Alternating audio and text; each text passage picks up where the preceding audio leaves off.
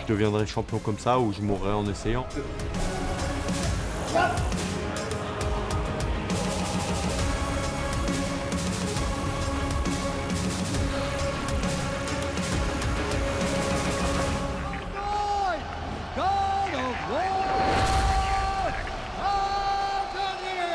Juste avant de vous laisser avec BSD, le GOW, laissez-vous conquérir en quelques délicieuses secondes par VPN, le NORD, l'outil indispensable de votre rentrée 2024. Toutes les compétitions sportives reprennent et grâce à NordVPN, vous pourrez facilement accéder à tout le contenu géobloqué depuis votre canapé en changeant votre emplacement virtuel.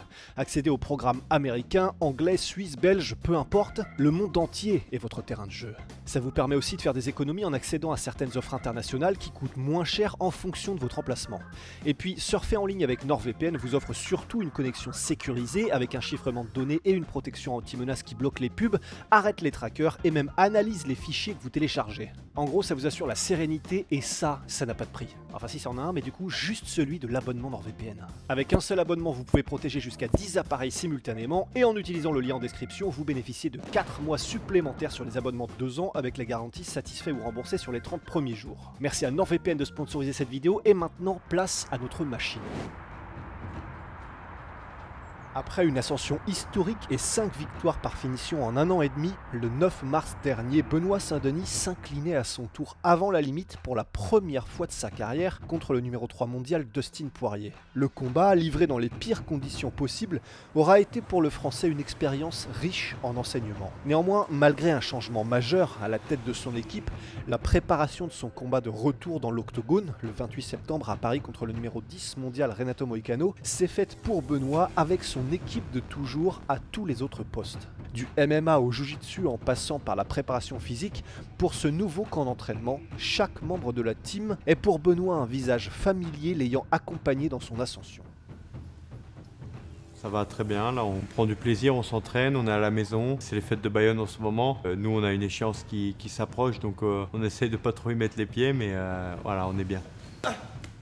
Jacques Johan, donc co-gérant et cofondateur de la salle Sifit.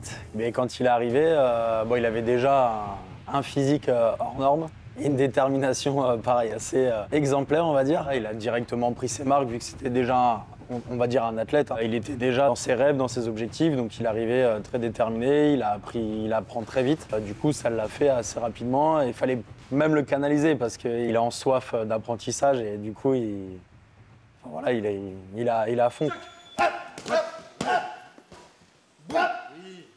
On travaille en discrétion, en toute humilité dans le sud-ouest à Sifit, là où je m'entraîne depuis le combat pour Bonfim. J'ai Johan Jacquemin qui s'occupait déjà en partie de mon pied-point et maintenant qui a pris mainmise complète dessus, avec Christophe Savoca qui continue à entraîner mon sol, Maxime François toujours la lutte, j'ai Christophe Cordier qui organise les séances de MMA, les thématiques, Fabien Béranguel toujours à la prépa physique, donc tout le reste du staff est resté intact.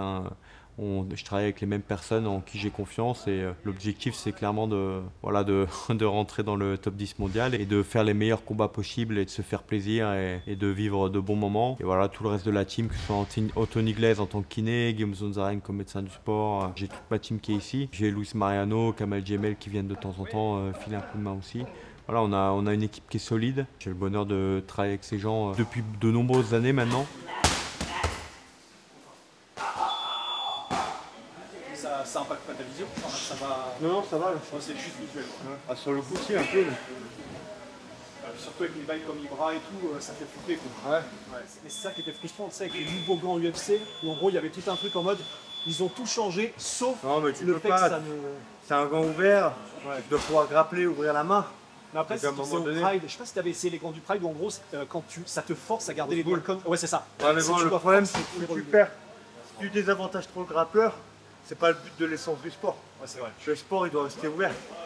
Après, quand il y a un doigt dans l'œil, il devrait y avoir un arbitre vidéo qui, si l'arbitre n'a pas vu, tout de suite, Dean, finger in the eye, hop, blue. Hop, le mec, parce que c'est pas trop. Blue, tu vas récupérer, voilà. Après, en général, quand même, on va dire 7 ou 8 fois sur 10, l'arbitre, il le voit comme mec. En fait, le truc, c'est que tu as ces 2 fois sur 10 où il faut que tu serres les dents et tu vas quand même. C'est pas grave. Moi, ça m'est arrivé quand Elisée, il n'a pas compris ce que je lui disais. Je voyais rien de l'œil, il m'avait vraiment bien mis.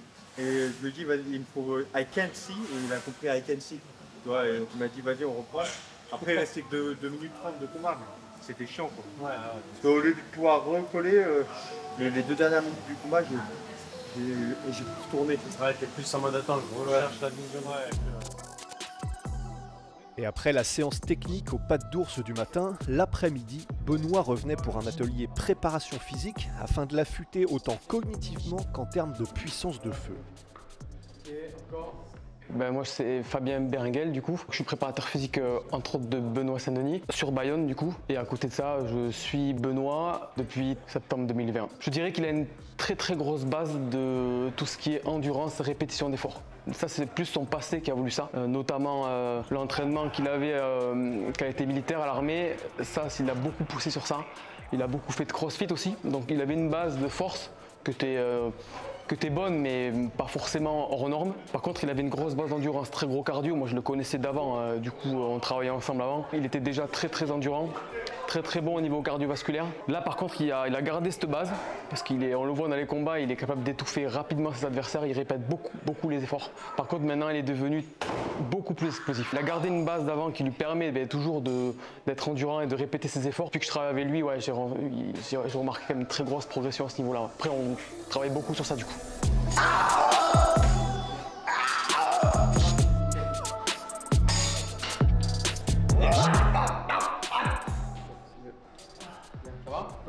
Là, t'es sur quoi comme programmation, Benoît? Voilà, on est encore loin du combat, donc il y a quand même pas mal de volume de travail.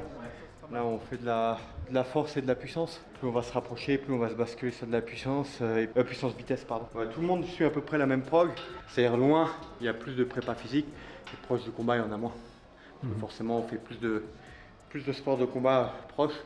Les 6 dernières semaines, c'est beaucoup de sport de combat. Et là, du coup, on est à quelques mois du combat encore, même si ça se rapproche. T'es à combien de kilos, si t'as le droit de dire? Oui, je suis autour de 81. 80. Donc il faudrait descendre, l'idéal, je pense, pour un 70, c'est d'être entre 79 et 80 en poids de forme. Ouais. Comme ça, la descente est pas trop dure, pas trop facile, et tu rebondis bien et tu es en forme au combat. Et là, du coup, c'est les moments de l'année, genre par exemple 2 mois du combat, où tu es le plus en forme finalement, parce que t'es pas encore vraiment avec. T'as pas le camp qui a commencé, donc t'as pas la fatigue. Non, oui et non, je pense que le moment où tu es le plus en forme, c'est quand t'as pas perdu le poids. S'il n'y avait pas le phénomène du cutting, si on était pesé quelques heures avant le combat, tout le monde serait plus en forme et plus rapidement aussi. En fait, toute l'année, un combattant professionnel, il est quand même pas mal en forme. Je suis capable de combattre en forme. On joue un petit peu sur des petits pourcentages, entre guillemets, pour être un peu plus en forme pour le combat au moment de la période de combat. Mais en réalité, on voit des fois en short notice, les combattants sont performants. Pourquoi? Parce qu'ils n'ont pas la fatigue nerveuse du camp. Ils n'ont pas ce qui est dur avec le camp aussi à gérer. J'en parlais avec Nassourdine, on s'est entraîné ensemble il y a quelques jours. Il me disait sa meilleure prépa, ça a été une des plus courtes qu'il ait fait sur un mois. Et moi aussi, en fait, bizarrement, il faut vraiment bien doser la charge de travail. Parce que si tu fais un camp trop long, trop dur, je pense que c'est un problème qu'ont pas mal les Russes. Par exemple, Khamzat, on voit, il est souvent malade très proche du combat. Et je pense que c'est pas le seul, il n'y a pas beaucoup de combattants qui sont souvent malades ou blessés. Moi, ça m'est arrivé, j'ai fait un camp beaucoup trop long pour poirier. J'ai fait un camp de plus de 2 mois. Je pense que c'était trop long, où il faut vraiment bien gérer son intensité et accélérer juste au dernier moment pour avoir un petit pic de forme en fait. Ça sert à rien de faire les montagnes russes. Voilà. Mais bon, ça s'apprend avec le temps, l'expérience et voilà, et avec la vie aussi. 1, 2, 3, 4, hop! Je pense qu'elle va être tendue. Tu l'as trouvé dur la 100? Ouais, je pense. Ça va être 102,5, ça passe. Mais il faut bien tous. Quelqu'un pour la tour des tours, je pense que ce qui va te mettre mal, c'est la tour des tours. Après, comme tu. Trop derrière. Ok. 2, 1, c'est parti. 1, 2, 3, 4, pousse. Ok, elle est belle. Elle est plus forte que la précédente, tu vois. Pas mal. Et Fabien, on te voit essayer des exos et faire des choses peut-être du coup tu ferais pas lorsqu'il est un peu plus proche du combat. Là du coup tu t'amuses un peu et vous cherchez de nouveaux exercices. Qu'est-ce que vous faites en ce moment par exemple? Voilà, moi, c'est là où moi, je peux faire le plus de choses, puisque on est loin du combat, comme il dit. Je suis pas carte blanche, mais je peux quand même faire pas mal de choses. En fait, je ne regarde pas l'exercice en lui-même. Je prends un objectif, mettons, qu'est-ce que je veux développer. Donc là, l'endurance, principalement au niveau des épaules, tout ce qui est garde ou si ça doit durer au niveau du combat, c'est important. C'est des choses que lui-même a ressenti le besoin. Donc ça, je vais prendre des exercices qui vont aller vers cet objectif-là. Il a développé sa VO2 max, donc son cardio pur. Donc là, on était, comme il a dit hier, sur du vélo. L'éco-bike, c'était un protocole assez dur. Plus ça va aller, plus on va partir sur des protocoles avec des sports de combat. On va rajouter des sports de combat avec du vélo, on va mixer les deux. Et en fait, mon objectif, là, c'était développer le cardio, maintenir sa force, puisqu'il est déjà suffisamment fort par rapport à son poids de corps. Et par contre, après, le prochain bloc, je vais me concentrer un peu plus sur la puissance, avec toujours du cardio, mais ça sera plus à les sports de combat. Et comme il disait, quand je vais me rapprocher donc là on sera au mois d'août, au mois de septembre, par contre là ce sera que de la vitesse. Moi j'aurai quasiment plus de renfort, les circuits comme ça pour l'endurance musculaire ça n'existera plus, il n'y en aura quasiment plus, il fera tout au niveau du sport de combat, il sera vitesse, réflexe, réactivité, il y aura beaucoup de trucs comme ça. Et est-ce que tu fais en fonction aussi des adversaires, où tu regardes quels sont leurs points forts, s'ils sont plutôt rapides, plutôt puissants, et tu t'adaptes aussi par rapport à ça? Ça c'est plus Benoît qui me dit du coup, Benoît, Johan, là, mais surtout Benoît qui me dit, là l'en face ça va plus être ça, je vais plus utiliser ça. Il faudrait que je sois bon un peu plus dans ça, et par rapport à ça, moi j'applique ce que j'ai appliqué à mon niveau. Moi je regarde aussi les combats de ses adversaires, mais là, en l'occurrence, c'est lui qui me donne les directives par rapport à... C'est le mieux, parce que au moins c'est son ressenti à lui, il a plus besoin de ça, mais du coup il me le dit et j'essaie de coller au mieux.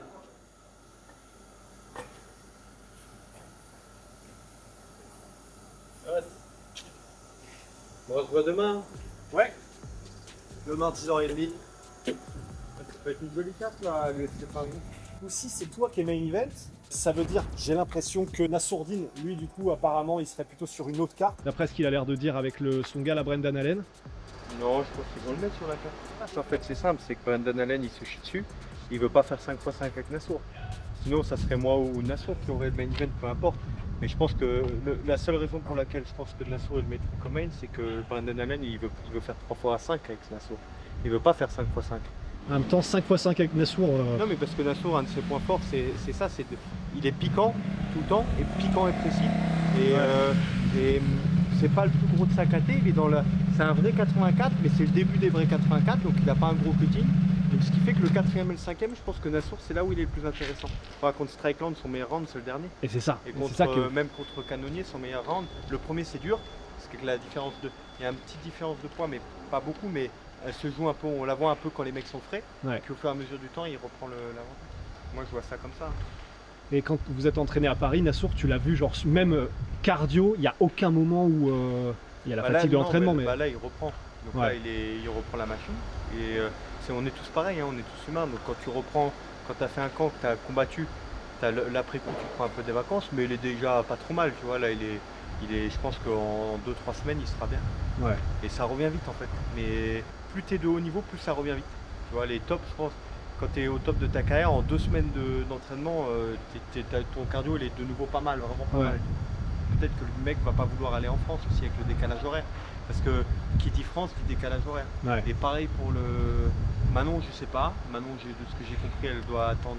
Comme c'est pour le titre, elle sera probablement aux States. Manon, je sais pas. Et Gann, je sais pas non plus.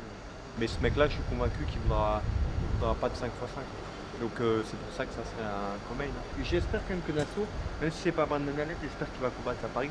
Parce qu'on peut combattre qu'une fois par an chez nous. Donc, et en plus, pour une fois, on n'a pas le décalage horaire. Pour une fois, c'est pas nous qui nous avons enculés à aller faire les papiers en ambassade, aller-retour. Tu perds des jours d'entraînement. Tu as des nouveaux médicaux parce que c'est des médicaux de leur état. Parce que les médicaux français, nous, on les a, les tests français pour l'UFC Paris, on les a quasiment toute l'année. C'est les tests médicaux quand tu dois faire pour l'état du Texas, pour l'état de machin, pour l'état. Ça, c'est toujours relou. Donc, tu perds des jours. Alors que le mec qui est à la maison, c'est toujours un peu mieux quand même d'être à la maison, tu vois. Donc ça serait bien pour lui qui combatte à la maison. Gann aussi.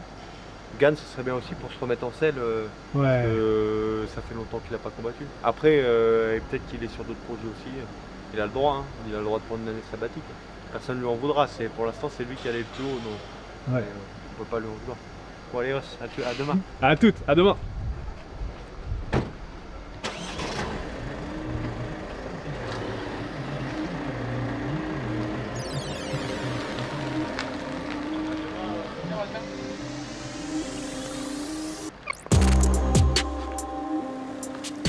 Programmation d'entraînement pour cette deuxième journée, MMA le matin et grappling l'après-midi, avec à chaque fois les mêmes objectifs, de l'engagement mais contrôlé et une volonté de progresser avec chaque séance.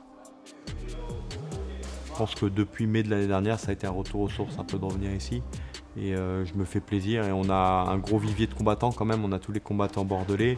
Donc j'ai des sparring partners comme Emmanuel Bigné, j'ai Thomas Glo, j'ai Anthony de Oliveira qui vient pour la partie sol régulièrement. Après j'ai des Espagnols comme Jonathan Garcia qui est très fort, qui vivent à la frontière espagnole. Donc il y a pas mal de combattants professionnels qui sont dans les environs.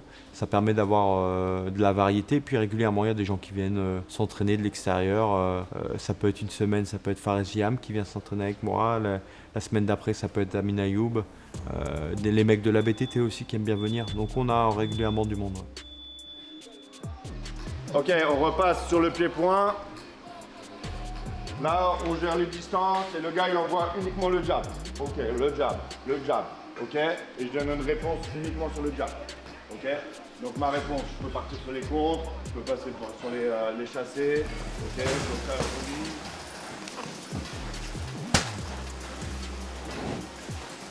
En fait, à l'entraînement, il se met déjà dans l'objectif du combat, en fait. Ça, c'est impressionnant. Il ne s'entraîne pas pour jouer à la boxe, en fait. Il s'entraîne pour la mise en place, il apprend les techniques pour mettre en place dans la cage. Donc, dès les entraînements, il est toujours focus, concentré sur ce qu'il fait et il peaufine petit à petit, quoi. Moi, il a toujours été comme ça, même dans ses débuts. Enfin, voilà, il a toujours été vraiment ouais, un peu le combattant exemplaire, l'élève exemplaire, quoi, on va dire. Là, il revient là. Nous, aïe, on est ancré, on est posé.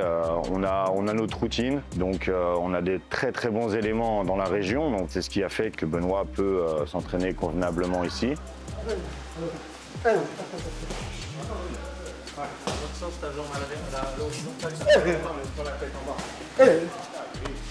Ok, une 30, on inverse les rôles, du coup ça fait 3 minutes de travail, ok, et après on partira au sol, du dos, ok, 1 minute en attaque, 1 minute en défense. Comme ça fait un round de 5 et on voit les différents aspects. Ok.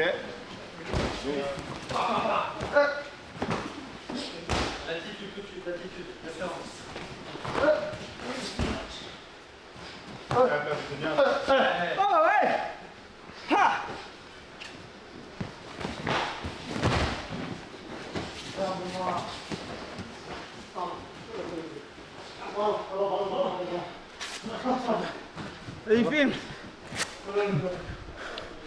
Wow. Tire mal là. Fort. Fort. J'ai les mains qui touchent. Fort.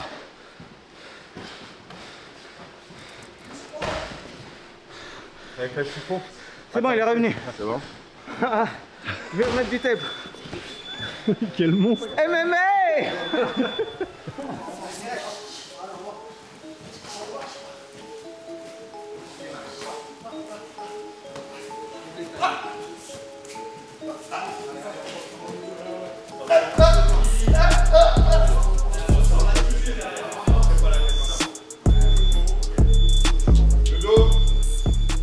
Tu t'es fait ça comment tout à l'heure?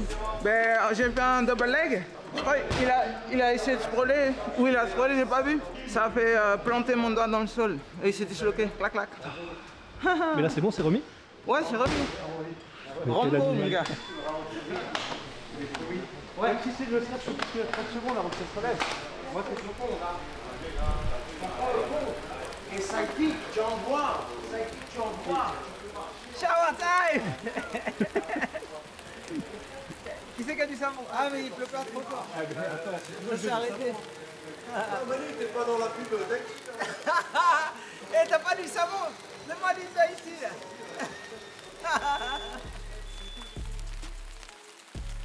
Les autres Français, là j'ai vu qu'il y a Fares, ça c'est bien. Ouais, Il y aura Fredola, il y a Nora. Il y aura Omar. Marcy, ouais. Nora en plus c'est un super combat, c'est contre Germaine de Randoni. numéro 15 mondial, t'as Ouais. vu chez les filles ça va très bien. Ouais. Ça peut être bien. Nora là elle fait 2 bons combats, elle peut être dans le top 5. Non seulement elle est bien placée, mais en plus elle est connue pour Ouais, Germaine elle de est- Randoni. oui. Ouais. Et en plus c'est un style qui est bien pour Nora, c'est deux strikers, ça va faire un beau combat en plus. Parce que c'est les deux en plus c'est un bon Muay Thai. Ouais. Après Morgan je sais pas, mais je pense que Guillaume il va tout faire pour le placer. Qui c'est qui reste encore que j'ai pas cité. Et après, il y aura peut-être des surprises. Après, il y aura des petits gars, je pense qu'il y aura des S'il vient de combattre, ça va peut-être. Quoique, peut-être qu'il le remettrait sur la même carte. William Gomis. En tout cas, ils vont faire. Ah oui, il y a Gomis. Gomis, c'est un gros combat pour lui. Gomis, son combat, c'est l'équivalent de mon combat contre Moïse. Il affronte le numéro 16. Ouais. Là, c'est le combat pour être sûr d'avoir un top 15 derrière. Ouais. Ouais, et Fares aussi. Hein.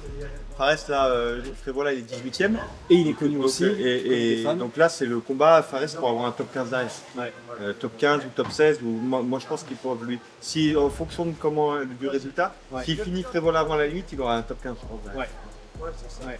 Ah, ça ferait tellement plaisir pour Fares. Et après, pour Nassour, je pense que c'est un combat pour avoir une demi-finale.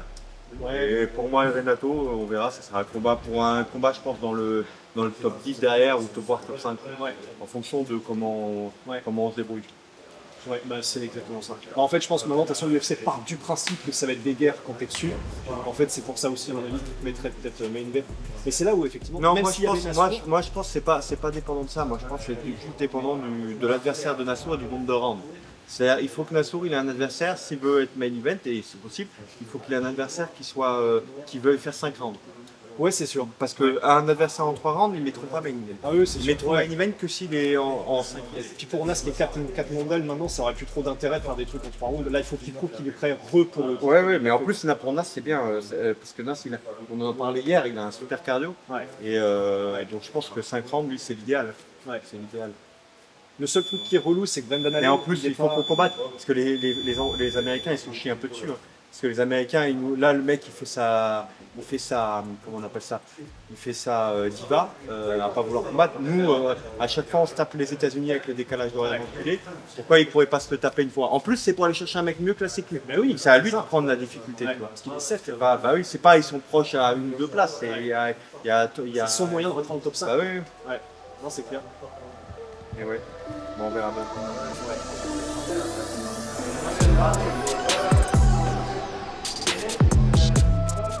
Connu pour son jiu-jitsu et sa dangerosité au sol, le futur adversaire de Benoît est pour l'équipe un challenge à prendre très au sérieux dans ce domaine. Pour s'y préparer, Benoît dispose néanmoins de son arme secrète de toujours, le discret mais redoutable coach Christophe Savoca. Quelques petits détails du dos, hein, comment contrôler les mains, on a fait déjà avec Benoît vendredi. Quelques escapes qui m'a demandé du dos, hein, pour revoir les trucs, c'est hyper basique. Donc ce que j'expliquais l'autre fois, c'est généralement on arrive à un contrôle. On arrive souvent à prendre le dos en MMA, mais pour finaliser c'est difficile parce que on bataille avec les mains chaque fois. Et souvent on arrive à soumettre parce que l'adversaire il est fatigué ou parce qu'on a les frappes, il est diminué, etc. Et là j'arrive un peu en force. Dans le combat avec Benoît contre Poirier, mais dans plein de combats on voit ça. Le gars il défend, il reste pas forcément, il va se mettre sur les pieds, il va faire un ponté. Et en fait je reste à plat dos comme ça. Et à un moment donné quand il ponte, sa tête elle va dépasser la mienne. Alors déjà, il ne faut pas le laisser venir ici, mais si jamais il arrive dans cette position, ce qu'on va faire, on va le replacer avec sa tête sous la mienne. Hein, je veux de nouveau faire ça. Alors ici, vous avez ce que j'ai fait ça, mais ça ne suffira pas parce qu'il va pousser avec les pieds. Et je vais pousser un petit peu, c'est pas ça. Voilà, exactement.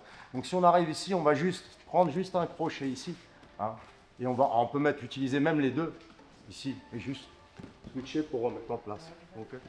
Donc déjà, des fois ça ne suffira pas.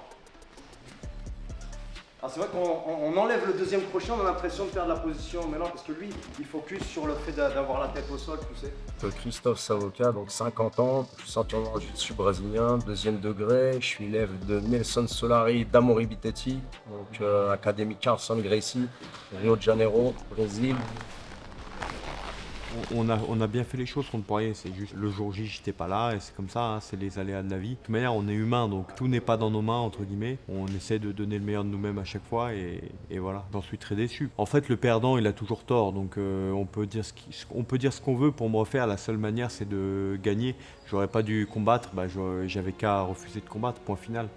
J'y suis allé voilà, dans des mauvaises conditions, mais de toute manière, on a toujours tort quand on perd. Donc maintenant, à moi de prouver, c'était les aléas qui ont joué et que, avec des victoires, prouver que ce que j'ai affirmé jusqu'à présent, c'est toujours valable aujourd'hui.